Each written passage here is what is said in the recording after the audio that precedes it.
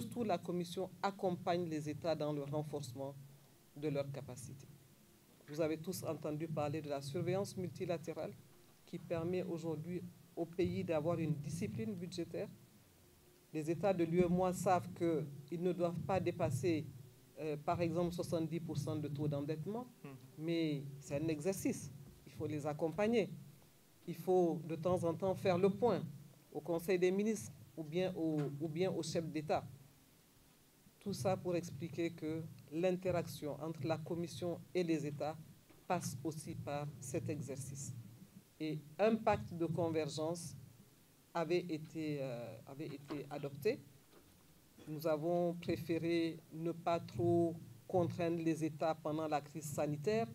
Donc, la Commission, enfin les chefs d'État, ont souhaité que le pacte de convergence soit peut-être mis en veilleuse, mais que cet exercice de surveillance multilatérale continue. Et c'est ce qui est fait chaque fin de semestre.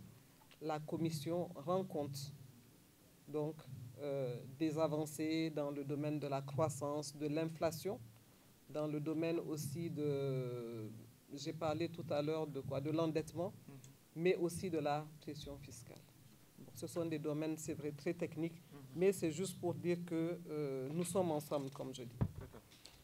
Alors, toutes ces actions ne peuvent pas être réalisées, bien sûr. Ce sont des initiatives qui donnent beaucoup de visibilité à la Commission, mais qui ne peuvent pas être réalisées si nous n'avons pas un cadre sécuritaire performant. Et aujourd'hui, la question de la paix et de la sécurité est une question cruciale dans la zone UEMOA. Vous savez qu'il y a 3 pays de la zone UEMOA qui sont régulièrement confrontés à des problèmes de sécurité. Et nous sommes en train de lutter pour que nous puissions les accompagner, surtout avec les collectivités territoriales, déjà en termes de renseignement, en termes de formation, en termes aussi d'équipement. Et il y a un fonds de sécurité qui a été mis en place en 2019 pour accompagner ces pays-là.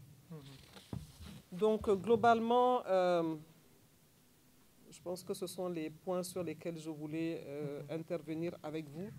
Peut-être juste pour résumer par rapport au programme et au projet. Au niveau du Sénégal, nous avons à peu près 40 projets et programmes qui ont été déployés dans les 14 régions du Sénégal, dans les domaines de l'agriculture, de l'environnement, des transports, infrastructures routières, énergie, enseignement supérieur, recherche. Donc, juste pour rappeler que ces programmes et ces projets ont commencé à l'UEMOA à partir de l'année 2005. Avant 2005, la Commission ne faisait que des textes, réglementation, dans tous les domaines. À partir de 2005, les chefs d'État ont dit « Ok, il est temps maintenant que les populations sentent l'UEMOA, qu'il y ait des actions visibles, des actions qui impactent leur quotidien. » Et donc, à partir de 2005, nous avons commencé ces projets de développement. À partir de 2011, la Commission a souhaité que des représentants résidents soient aux côtés des populations. Des bureaux de représentation ont été créés pour créer cette synergie, cette proximité avec les peuples.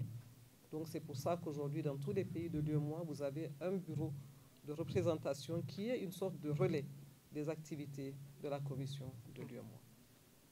C'est sur ces mots que je voudrais vous remercier. Il y a encore beaucoup à dire sur l'UEMOA, mais je pense que je vous ai dit l'essentiel et je reste à votre disposition pour des questions d'éclaircissement ou pour des compléments d'information. Merci beaucoup.